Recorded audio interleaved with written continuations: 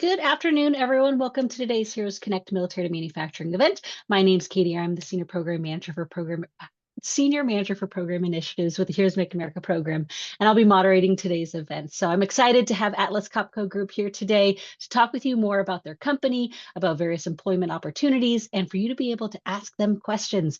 So we do events like this to help you as a military-affiliated job seeker know more about the manufacturing industry overall, and then also about the various employers who are hiring and looking for your talent. So let's go ahead and get started. Before we jump into today's event, let's review some housekeeping items. First off, the event is being recorded. It'll be sent out as a event recap email. So please be sure you stay muted throughout the presentation just to minimize any background noise. And then although our mics are muted, we still encourage you to be an active participant. So utilize the chat feature to be able to ask any questions, and then we'll revisit that during the Q&A portion after the initial presentation. But really, this is your opportunity to ask the questions of the folks who work at the companies, and Paul will be here today to answer those questions for you. So let's go ahead and practice. If you are logged in today, if you know where you're job seeking today, city, state, region, drop that in the chat. Just open it up on your control panel and drop in the city and state that you're looking to job search. While you're doing that, before we get into the presentation, I want to go over, if you're not familiar with the Heroes Make America program in general, we're a DoD-approved skill bridge and an Army CSP.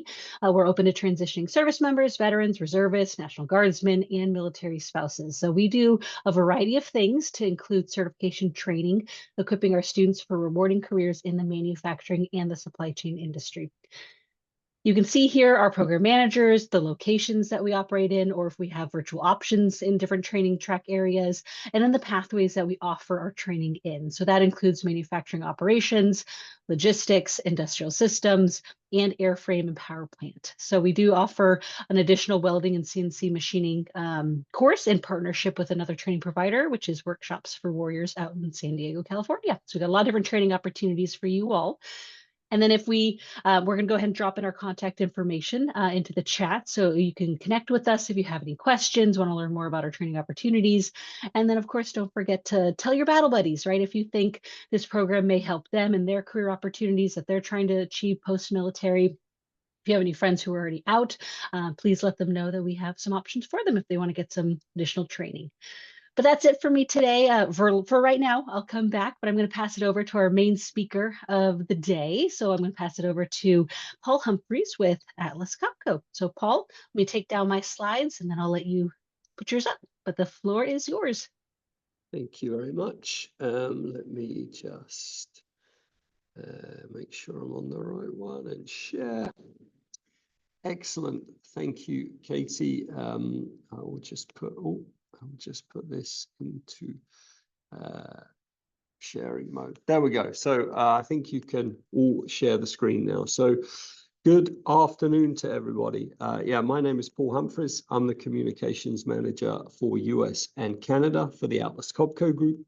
I'm based in Charlotte, North Carolina, despite the somewhat, hopefully, British sounding accent you hear. I moved to the US in 2008, so been here quite a while now. Couple of thank yous. One, firstly, thank you for joining this presentation and giving us the opportunity. Second, a huge thank you for your service and for your commitment. It's very much appreciated by everyone here at Atlas Copco Group. And again, thank you so much for allowing us to talk to you. So hopefully I've shared with sound and all working okay. It's only 60 seconds, I promise, but I think this video is a great place to start about who is Atlas Copco Group. If there's one thing we can all agree on, it's that there are lots of things in this world. Small things, big things, round things, tasty things, and things that just work. And here's the things that just work are often the things you don't even notice. Like vacuum chambers, turbo expanders, drop application, and energy storage. Things that help keep satellites in orbit, help build electric cars, and enable the transition to renewable energy. Things that power the things that make popcorn machines work. Things like that. And of course, behind these things, we find some really rather clever people. People like Ron, Alana, and Mercedes. Actually, there's over $50,000, so we'll leave it there. We are the people behind the things that work so well you don't even know they exist. So we're here to remind you that they do. Atlas Copco Group, technology that transforms the future. So a little bit of a snippet into what we do, and when trying to explain the group, I mean, without trying to be boastful, that's one of the hardest challenges, is that there's so much to it. So let me see if I can explain it. So, if you look at the key topics that you're hearing in the world today, so, AI, quantum science, hydrogen vehicles, renewable energy, portable power solutions, life-saving medical equipment, at the surface of it, they have nothing in common.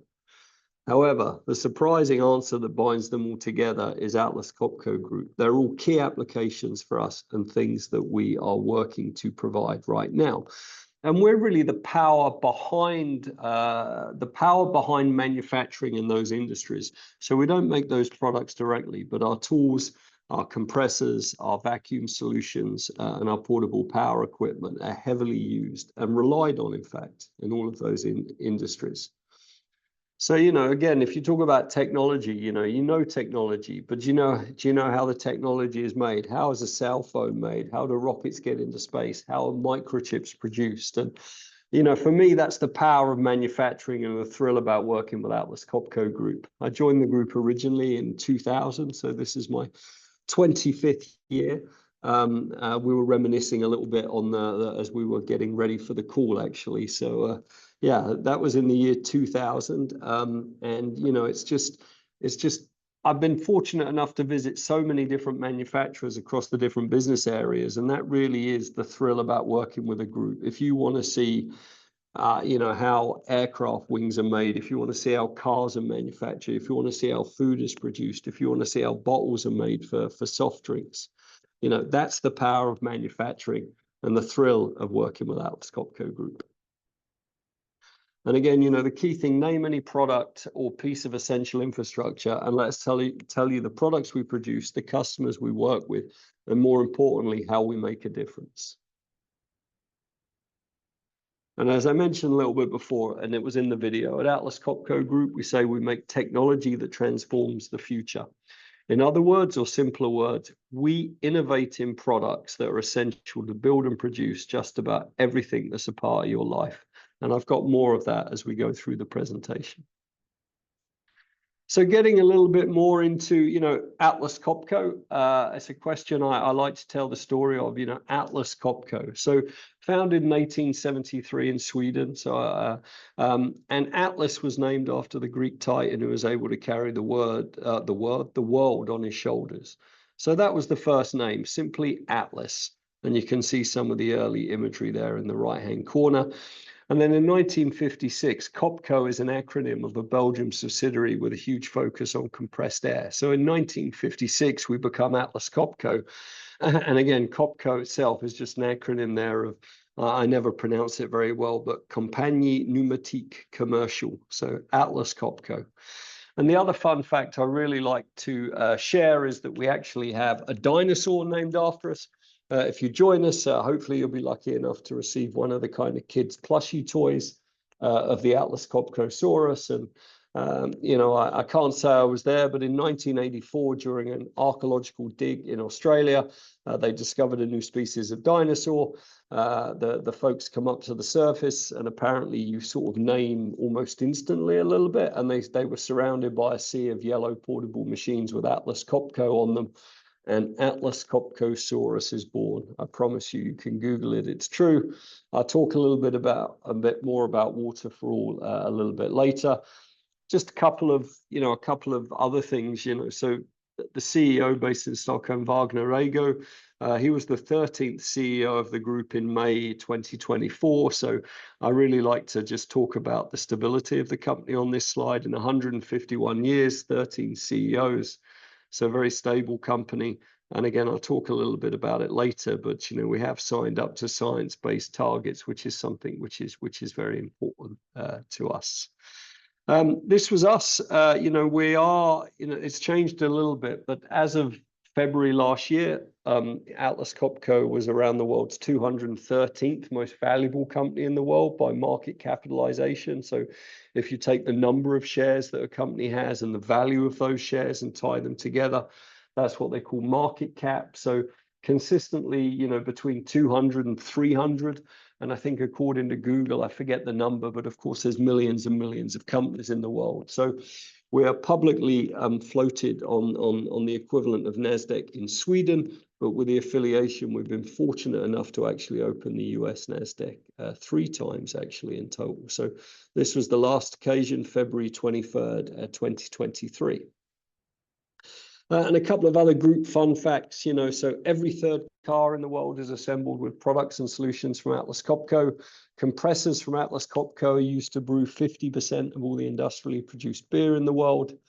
It takes up to 70 Atlas Copco fastened screws to keep everything in place on a smartphone that you might be listening to this now on.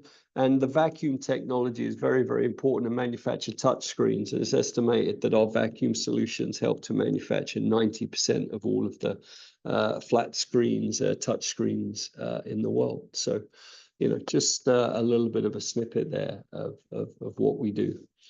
Something that I really want to leave you with during this presentation is that the group is a collection of great brands. So Atlas Copco Group, if you want, is an umbrella brand for all of these great product or what we call technology brands, which produce solutions to the marketplace. So if you look down that list, you may have heard of Chicago Pneumatic, for example, the Norman Rockwell iconic Rosie the Riveter painting of Rosie eating her lunch with the riveter on her lap was a Chicago Pneumatic product, so a long heritage with Chicago Pneumatic. We have Quincy compressors, which are now based in Bay Minette, Alabama, but originally from Quincy, Illinois, great American brand. And many, many others. Beacon Medeas is a medical brand provider.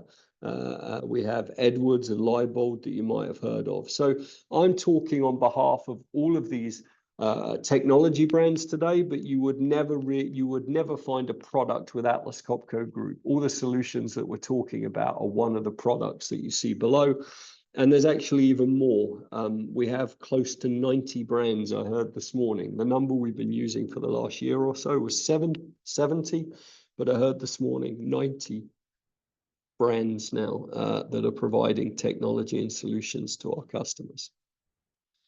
We're in more than 180 countries, around 55,000 employees, revenue of 16 billion. And talking about brands and employees, I mean, we did 33 acquisitions in 2024. So, you know, that's many new brands joining the company, many new employees joining the company. So I think the relevance of that statistic is just that we're very progressive when it comes to acquisition, and especially around new technologies and platforms. I mentioned in the previous slide 24 divisions, 4 business areas. This is the breakdown. So you can see, and we have compressor technique, compressed air equipment, vacuum technique.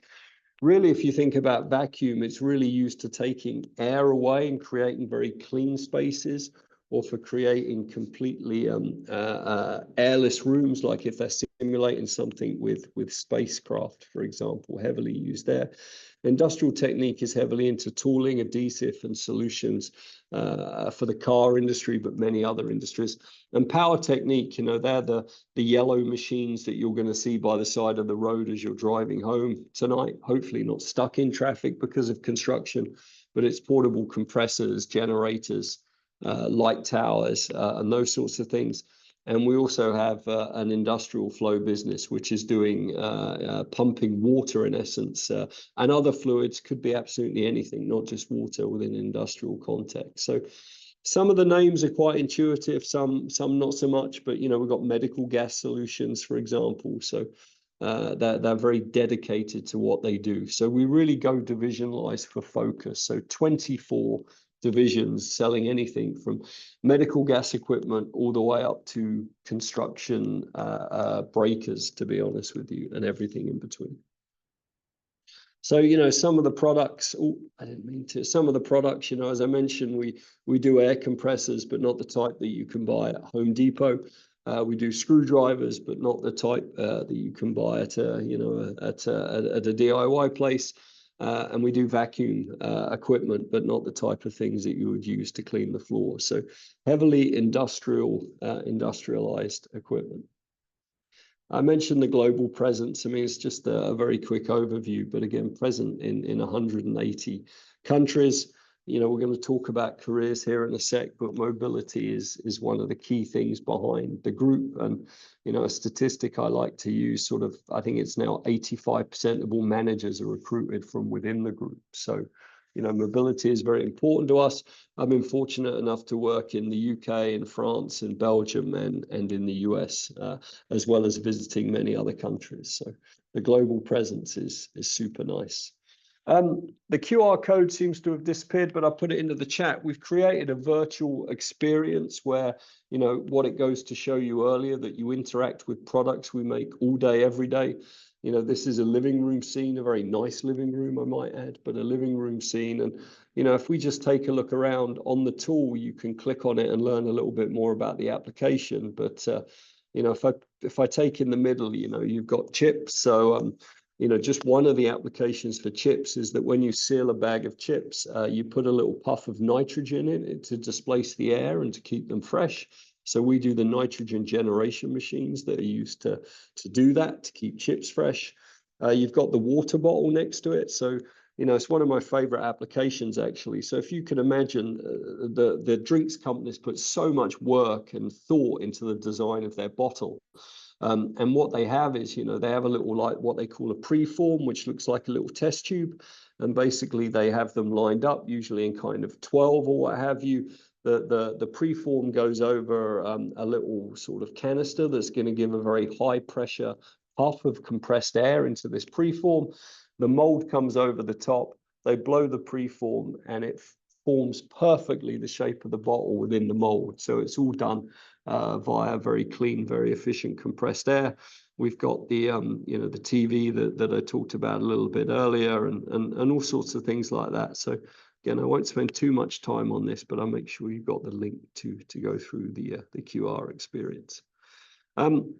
As I mentioned, the great thing if you work for Atlas Copco Group is that you get to see and visit just about every industry imaginable. I talked a little bit about, you know, this isn't directly science-based targets, but there are 6 focus areas in our growth that I like to talk about: profitability, people, ethics, products and service, safety and well-being in the environment. And we have very clear targets in all of those. So I think being around for 152 years, we're a company that really likes to do things right, both when it comes to the planet, the people, our customers, and our people development programs really are something. Just this week, we've kicked off our annual Never Stop Learning Festival. So, you know, in the US over the next week, there's a range of 26 great learning courses that you can drop in on. Some are live, a bit like this meeting now. We've got roundtables of all of our senior leadership, and we have access to hundreds of thousands of learning courses. So, you know, personal development is key in our mission.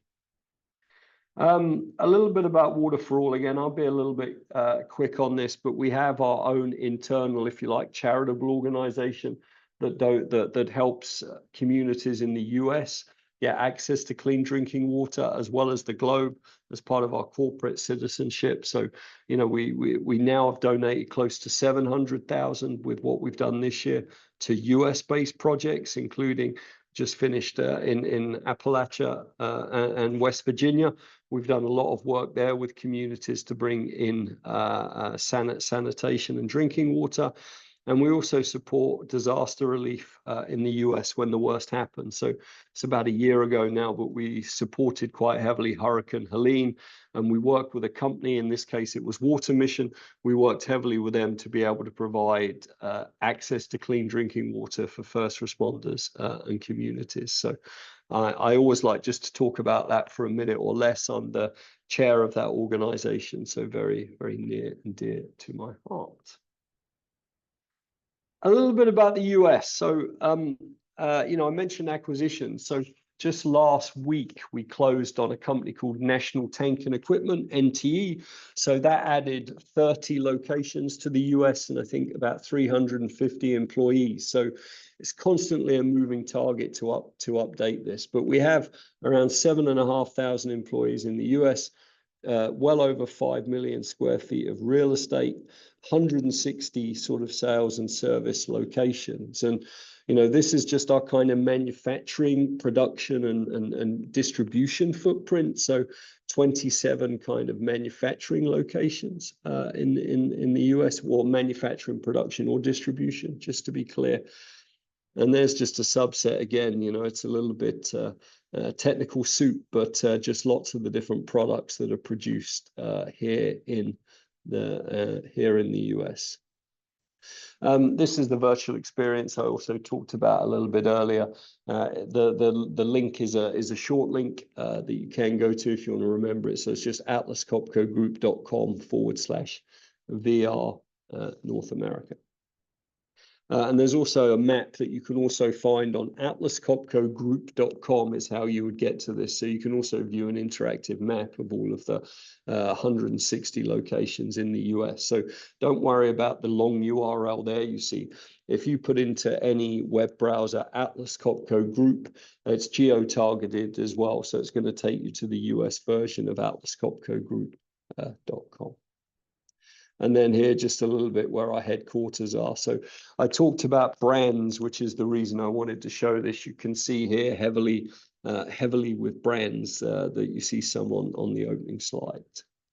Canada, I touch on quick, you know, anyone here that's maybe north of the border, so around 700 employees in Canada, up to around 20 locations now, 2 very distinctive manufacturing locations for medical equipment and very heavy duty pumps. So growing footprint in Canada. Recruitment. So the good news or the bad news, depending on your point of view, is that I've got a small video. So I will just allow this to be Our played. core values are commitment, innovation, and interaction. We believe our people make it happen. We believe there is always a better way. From day one, you are given the freedom and authority to act.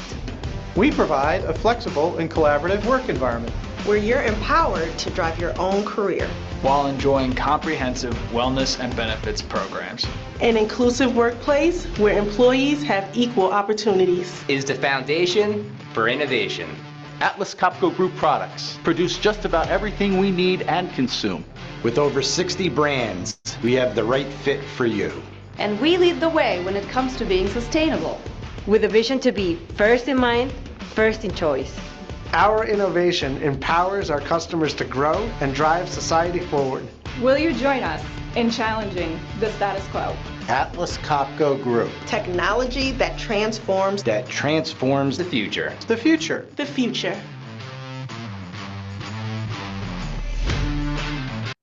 So no actors were used there, I promise you, right? They were all my colleagues who you know, quite unscripted, actually, just shared their thoughts of what it's like to work with Atlas Copco. And then I have one other video just coming here from just one of our many great veterans. Again, just another short video. Oh, let me back up one.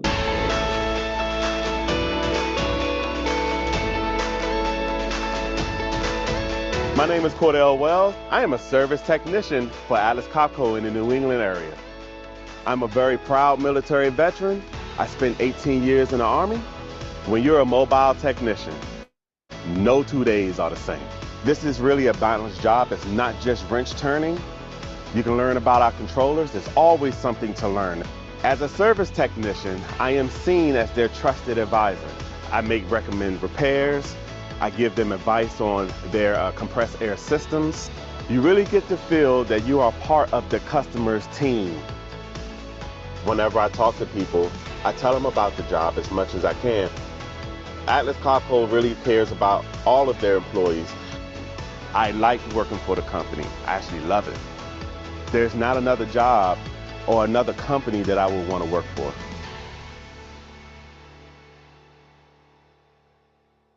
So Cordell is one of our mobile service engineers, of which probably in the US now we have around 700. So his job is to visit customers, preventative maintenance on equipment, troubleshoot, fix any problems. And again, I think his testimony just comes across glowing, and I smile whenever I see it. And I was really happy I could share it with you. From an engineering point of view, we've done a series, Atlas Copco Group, a great place to be an engineer. Again, this will be shared so you can get easily to the link. I'm not going to play their videos. We literally just finished these and published them last week. So, you know, we had these 8 videos with a great group of our engineers that are working on some of our largest products. So, you know, some really nice footage as well of the types of products that they are there to make. You know, and a couple of other things that I wanted to share. If you wanted to hear a little bit more, if you Google Atlas Copco, Sweden's best kept secret, there's a really nice external podcast that was done on the group, which I think goes really well to explain us. And I know it shows a little bit small on the screen, but you know what we're trying to say here is that it's a great group for mobility. So if you join as a service technician like Cordell, just for example, you know, you have the opportunity to progress to a service manager. You then could maybe change careers a little bit and work into sales. We have some of our most talented salespeople are people that started off as a technician working with the products. They're now sales and advisors. And of course, you know, being able to change geography with a group is also something that's possible as well. And with so many products, you know, that's another option that's available to you. So I was a product manager or an engineer for product A, and I had the opportunity to change to product B, for example. So, you know, again, I think 25 years in my career with a group, still looking at, you know, the missions that are coming next. And, you know, I've had the ability to do quite a few different jobs in quite a few different countries. So if ever anyone asks me, like, what's it like to work for the same company for 25 years, I always give the same answers, that I really don't feel like I've worked with the same company for 25 years, because the way that we operate with those divisions and business areas means that, you know, when you start with a new business, there's like a red thread, of course. There's commonality, there's standards, there's platforms, there's things you're familiar with, but it's also like learning a new business or day one with a new company as well, which is quite exciting. And again, you know, we can explore a little bit. You know, there's a great brand and a role that is perfect for you.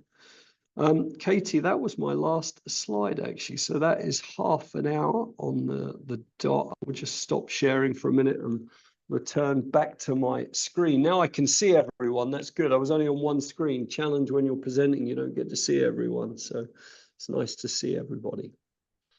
Awesome. Well, thank you, Paul. I did have a request, if you don't mind, before, so we can share your screen again. Do you mind walking them through the career page? Because with a company as large as Atlas Copco Group with 90 brands, you know, as a job seeker, maybe, do I have to visit 90 different brand websites? Or can you show the career website and how all of them can be searched from the same website, and kind of go to the breakdown of the career page? Absolutely. Thanks.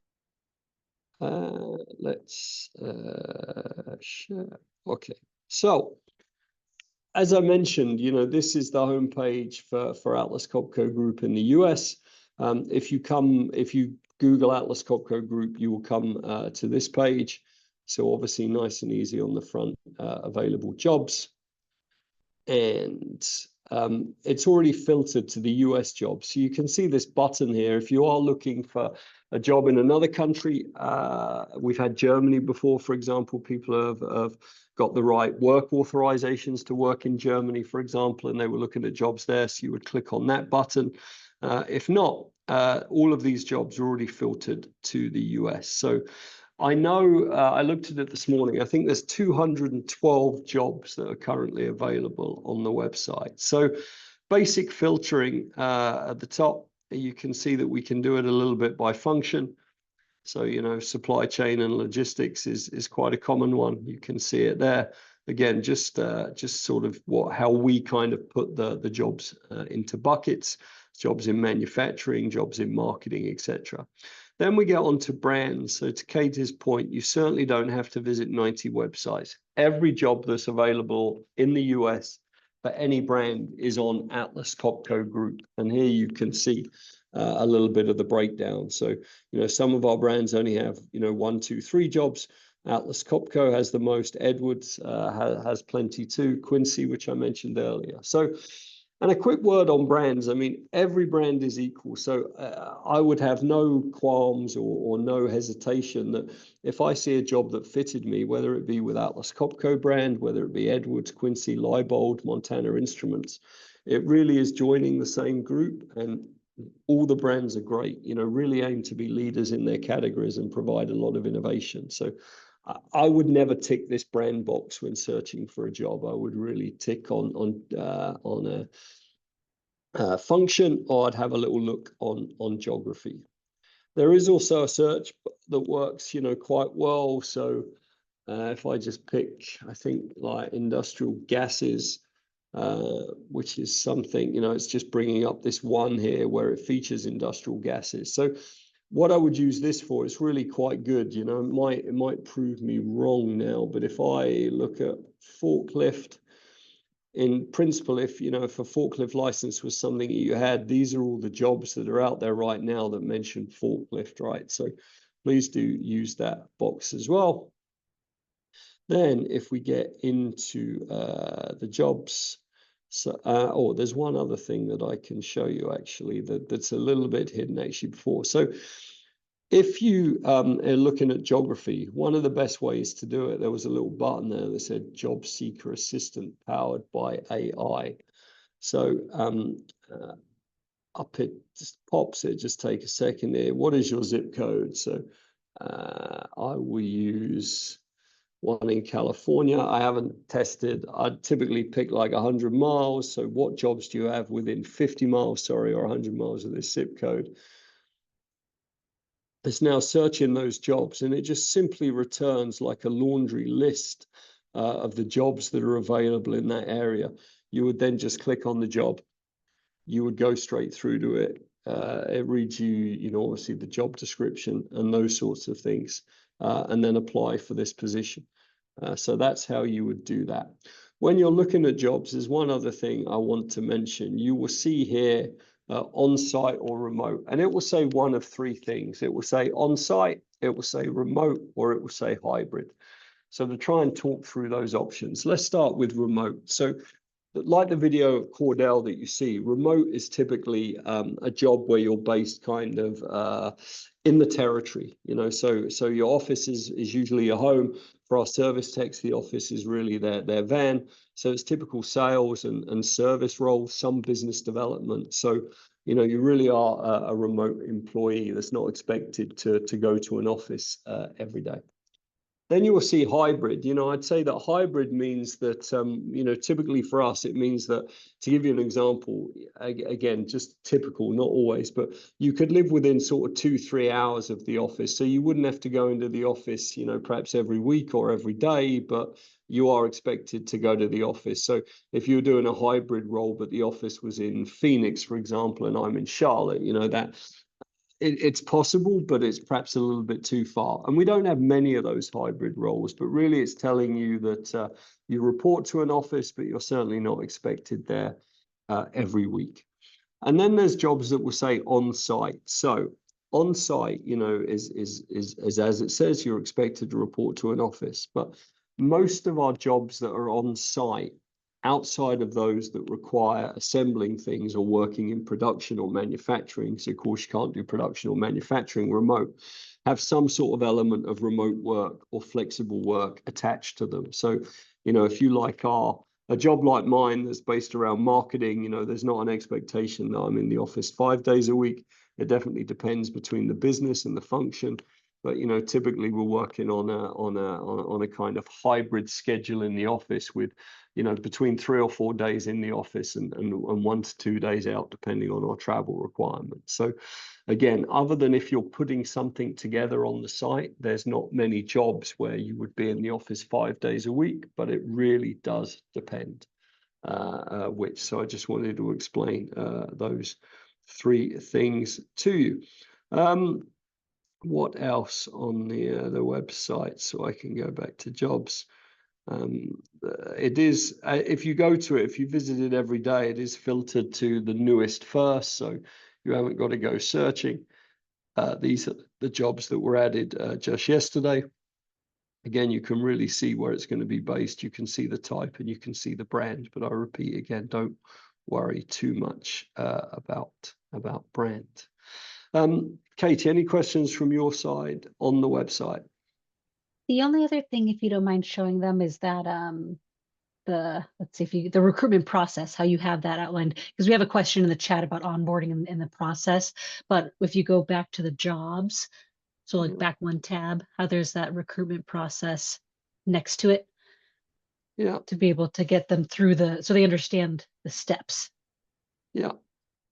So if I talk a little bit about, firstly, and I perhaps shouldn't say this, but the one thing that I always say is that don't let the entry requirements that are listed on a job hold you back if you have the right skills to do that job. So what I mean by that, imagine you were applying for a sales job and it said, 3 years of sales experience, relevant sales experience preferred, it would typically say. Like, now, of course, we're here talking to folks that are transitioning out the military. So we know that the last 3 years haven't been spent selling industrial equipment, right? We know that you've been serving. So we really do human recruitment. So every application, especially those that are identified as veteran, of course, which is just one tick box on the one tick box on the application process. Of course, you don't have to answer that, but it's a question that you can answer. And then, it's done by humans. We're not using a lot of AI purposely at the moment to screen. So make sure that it matches. If it's a good fit for you, apply. As I said, our goal is that somebody from the recruitment team would reach out to you. And of course, where possible, they would have a conversation. Then typically we would invite you for the interview process, which would typically, depending on the job, be a round of 2 interviews. Then we get the screening and application and the offer. Onboarding, really does look quite different per business. If I talk a little bit about the service tech business again, so if you onboard as someone in a service or a technical role, say in our compressor business, we have something called the Air Academy, which is based in Rock Hill, South Carolina. So typically, you would spend at least 2 weeks here. And depending on your knowledge, it can be 2 to 8 weeks, not all in one sort of go, but filling, almost getting like a driver's license type thing for all the different skills and learning from our great team. And then, there'd be an element of shadowing for a certain amount of time where you go with a more experienced tech and you learn from them. And then eventually, it really does depend, but maybe it's 3 months, perhaps more like 6 months in a service tech role. You would then be sort of, out on your own with your customer base. And, again, as part of that onboarding, one of the things we do talk about, is mentorship programs, sometimes formal, more often than not informal. So, we try to hook folks up with a mentor, not necessarily to, kind of coach them in their job role, but, the questions that you have when joining a company, hey, the benefits, I couldn't find where to do this, or, I really need some advice because my manager told me this and I wasn't quite sure what he or she meant. So we try to sort of pair you with someone a little bit more senior as well that can really guide and show you the ropes. Anything else on that one, Katie, that I didn't cover? Maybe not on that question specifically, but as you're talking, I, of course, am familiar with the terminology because I know manufacturing and I know how the structure works. So there's a couple of things in your presentation you had mentioned. You'll never see our brands, right? You're not going to buy us at Home Depot. And then the service technicians talking about going out to the customers. Can you talk about how your brands are embedded in other manufacturers? So like why the compressors, what those are, or like Edwards Vacuum, how they're the systems and a lot of the semiconductors, and the service technicians are going to those semiconductor companies. Can you kind of explain that for someone who's not familiar with a manufacturer who's embedded in another manufacturer? Yeah, so, the products, without exaggeration, whether it be, if I take vacuum or compressors, they really are like the heart of manufacturing. So, I mean, if air compressors are not working or vacuum equipment's not working in clean rooms, I mean, there's just no production. And, You know, of course, you could Google it, and a lot of big companies have talked about, you know, if production is down for an hour or something, it can run into millions. So, you know, our products are typically, especially on the compressed air, you know, every big manufacturing place has like a compressor room, which is, you know, the engine room, if you like, of that facility. And especially with our tooling business as well, and a lot of large corporations, and you'll see that when you look at jobs, a lot of them are dedicated to that site. Or I say a lot, we have a lot of people that work only on one site, you know. So if I take, I just use for a context BMW and Spartanburg, you know, we have people that they work at BMW. They're our employees, but they're completely entrenched with those companies. So of course that means that they have to adhere to their policies, respect their guidelines, you know, have their security clearance and those sorts of things, but they just work hand in hand. So it really is with manufacturing, you know, a true kind of like partnership approach. And, you know, the lifeblood of the business is to have the products on a contract so that we can make sure that we take care of them. You know, proactive. I know the guys and girls don't like me using it, but think about your own HVAC at home. You know, I mean, proactive maintenance is so much more beneficial for everybody than something breaking down, right? You know, and for me, the service tech job is, you know, it's such a great job with this, because you get you know, you have to be technical. So, you know, like it's real skill. You get to go to places to see how things work. You have to be a customer service rep, because the customer's like asking you, hey, how quickly is it going to be? You know, so you have to be, you know, a little bit like a doctor. If something's broke and you're perhaps not sure how to fix it, you've got to give some confidence, you know, and talk to the customers and understand. And, you know, the great thing just on that, we have a technical team, and we don't use FaceTime. We have like an industrial equivalent that we use, but basically you can remotely dial in, you know, experts that are based in Rock Hill or other locations, you know, to look at something or to hear something and to really go over it. So, I mean, it's true partnership with our customers. That makes complete sense. And I think that autonomy is very appealing to some of our folks in the military, to be able to go out and, you know, service the customers and be out on the job sites. What would you say is the range of territory? Is it usually, you know, within like a 2-hour radius of where they are? What would you say is kind of that range of territory? A great question. And, you know, like everything, it really does depend, you know. So in the Chicago metro area or something, you know, there's maybe 9 people within a 100-mile radius, just to make something up for a context, because of course it might take you an hour and a half to drive 10 miles, you know, or a place in California.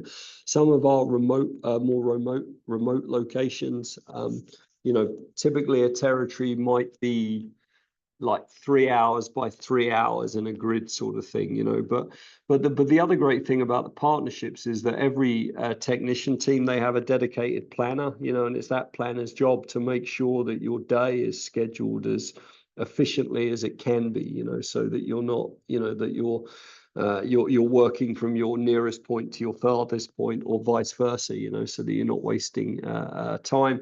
And there is, depending on the job and where you're going, there is a little bit of an element of overnight stays, you know, in hotels, but it's not so common, let's say. But I mean, the thing we say, and I think being in the audience that we've got and being in the military, many can attest to it. Like, if you hate the idea of any 2 days being the same, a mobile service technician is a great job for you, right? You know, because no 2 days are ever the same.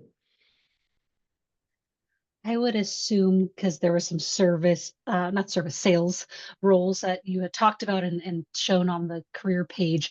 I would assume those are also then going to be a territory of customers within an area. But instead of going out to the sites, it'd be more managing the relationship. Can you kind of talk more about those sales types of roles? Because that could be interesting for some of the folks coming out of the military as well, for their transferable skills.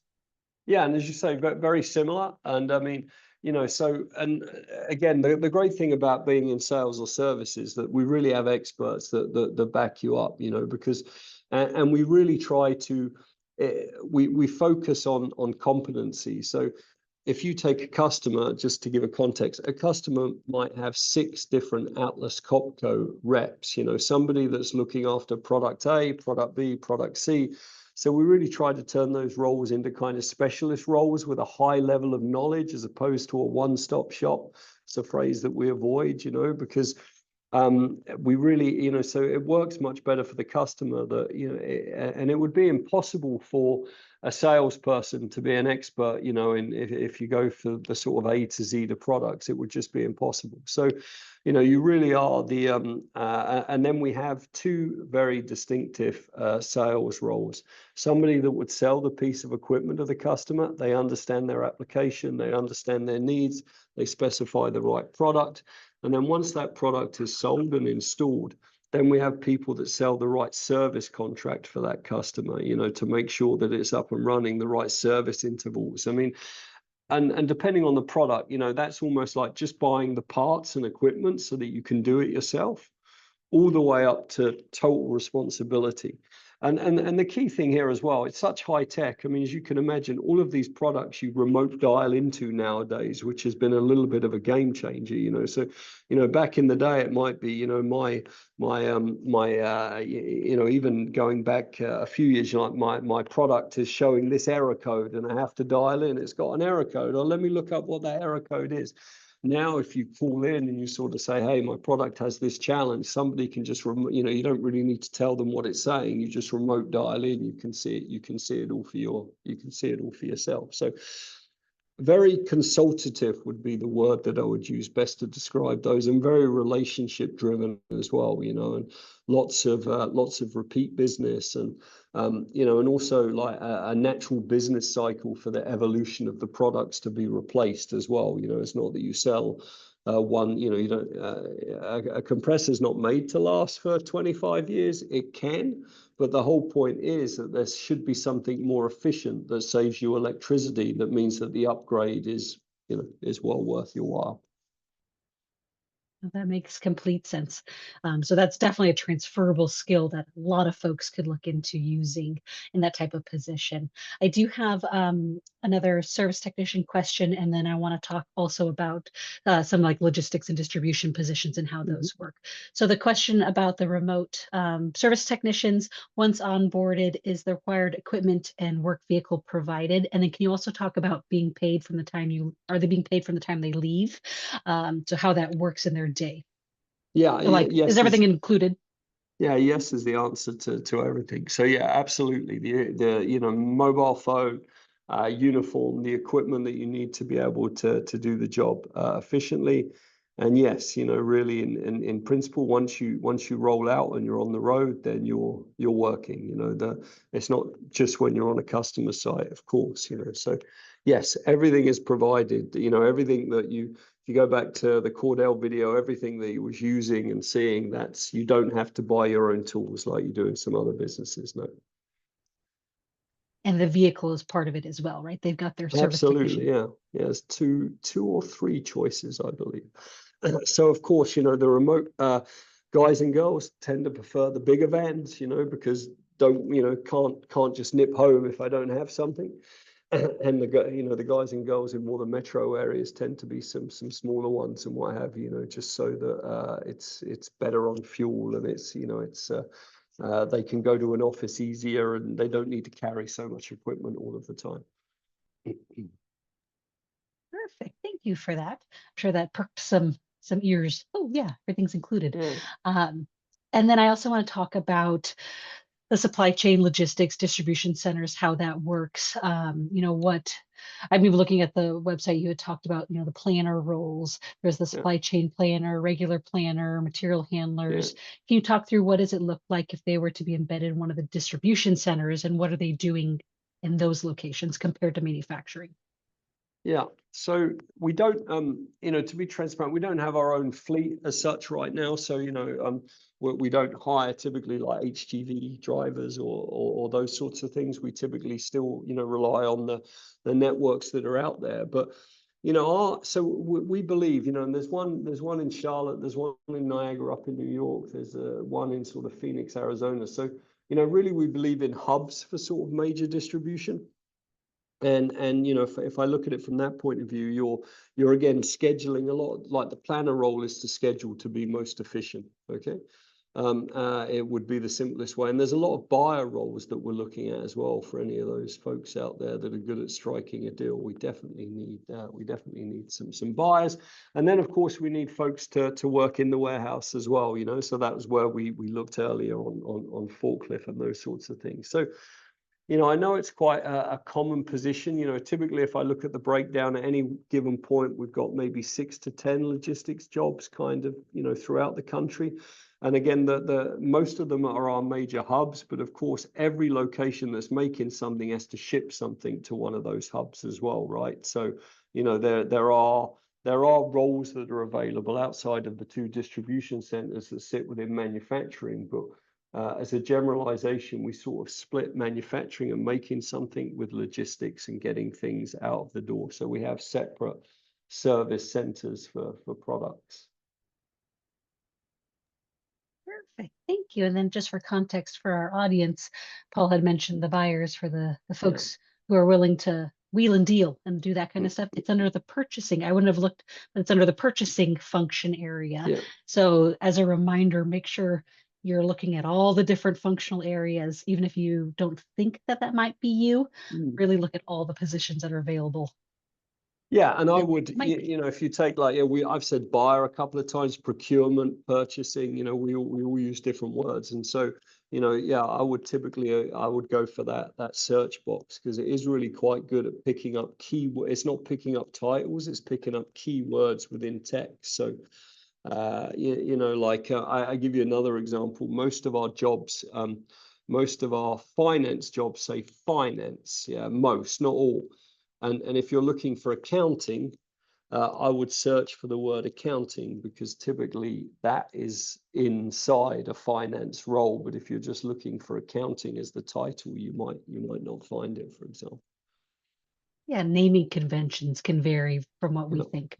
Someone had asked the question, when you say buyer roles, can you explain what that means? I did drop in, I saw one job posting, but can you kind of talk through, you know, what does a buyer do? They do a very good job, right? You know, but you know, yeah, in essence, you know, it's about negotiating, of course, at the highest level. I mean, I think it's no secret most buyers are kind of got the goal to reduce the cost that we buy for things that we buy, you know, that we pay for things.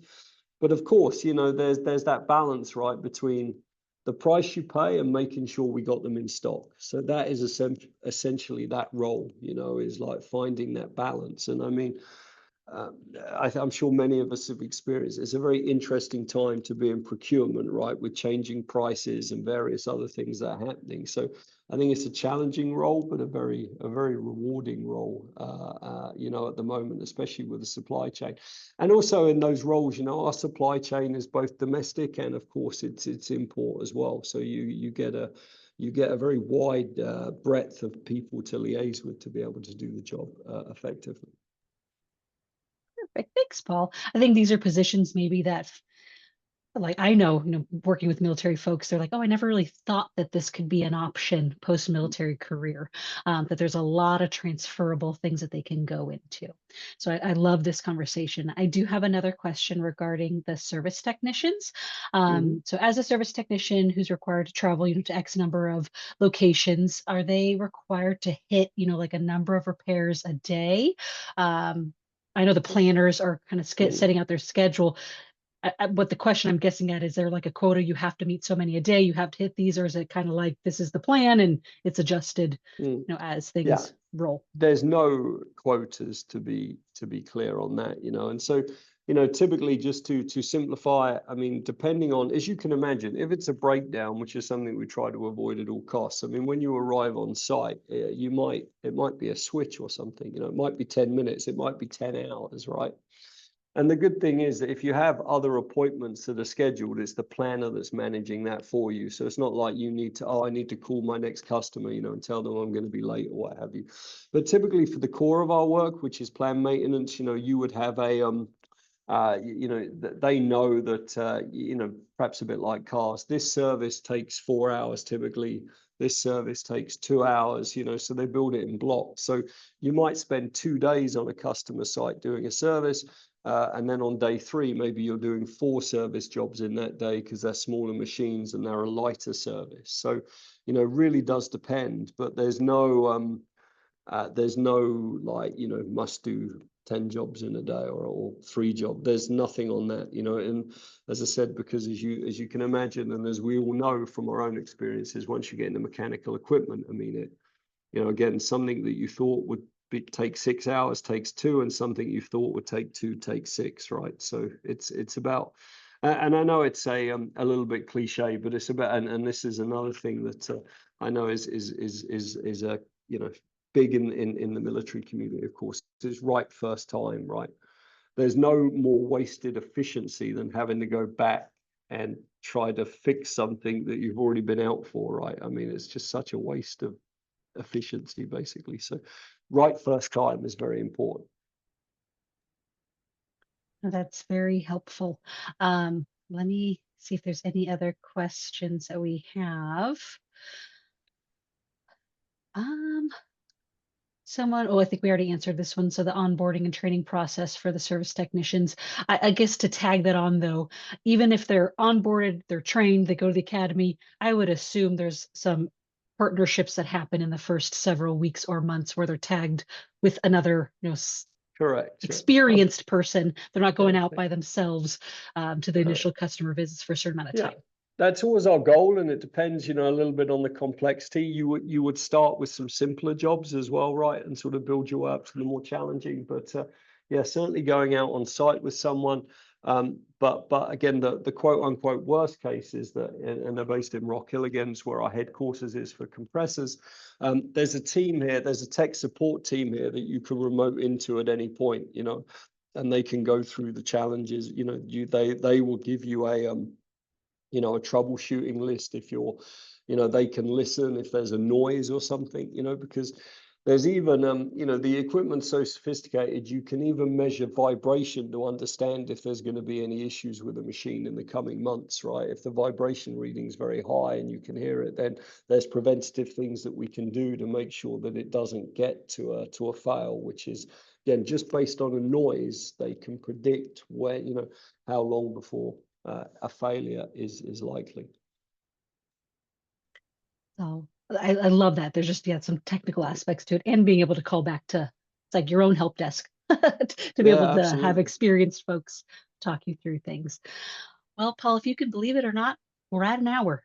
We're already crazy, at the hour. Yeah. Oh, I've got one question just before we go, and then I'll pull up the last slide. So what's the difference between a field service engineer and a service technician? Good question. Maybe something, maybe nothing. We stump you. Yeah. Why did you do that? I thought we had finished, but no. Good question. You know, so I would have to look specifically at the role. I mean, typically an engineer might be working on one of our systems as opposed to one of our products, to try to answer simply. So a field service technician will be working on some products. A system engineer might be working on a whole array of products that are connected together. You know, we sell complete systems. So, you know, in a way, the phrases are maybe a little bit interchangeable. I'd have to look specifically, but yeah, typically the engineer is, for a context, it's almost like a little bit above, I would say, a service technician. You're looking at complete systems. No, that does make sense. But yeah, I think looking at the specific job postings might be helpful to see the difference between the two. Well, thank you, Paul. This was a great session. I think it was very informative, especially for some folks who may not quite understand the complexity of manufacturing. You know, this is a unique subsector of the industry for sure, and how your products are embedded in other companies. But I really appreciate you, Paul. Do you have any final words for our folks before we let them go today?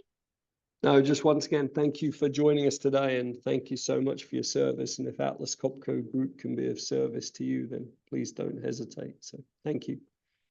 Awesome. Thank you, Paul. We did drop in Paul's contact information, his LinkedIn URL in the chat, so feel free to connect with him. Just mention, hey, I was on the Heroes Connect event, you know, today, October 8th, for context, so he knows where you came from. But next steps, explore that website. And I recommend go through each functional area, or if you're very geographically bound, go through that geographic area and look at all the postings that are in that location. Really go in and deep dive, because what we had mentioned here today was sometimes naming conventions are not what we're used to, right? They may call it something that you don't call it. So we really need to click into those job postings to better understand the roles and responsibilities and the requirements. So go ahead and explore those websites. Make sure you connect with Paul on LinkedIn, follow Atlas Copco Group on the social media channels. While you're on those social media channels, go ahead and follow Heroes Make America while you're there. And then we will reconvene next week. So next Wednesday, October 15th, we're going from the Atlas Copco Group today with different solutions that are embedded. And next week, we're going to a very large medical pharmaceutical company called Eli Lilly. And Lilly will be here talking about their company and different opportunities that they have next Wednesday, October 15th at 3 p.m. So please join us for that event. Other than that, that's a wrap for today. You all have a good rest of your Wednesday, and we'll see you next week.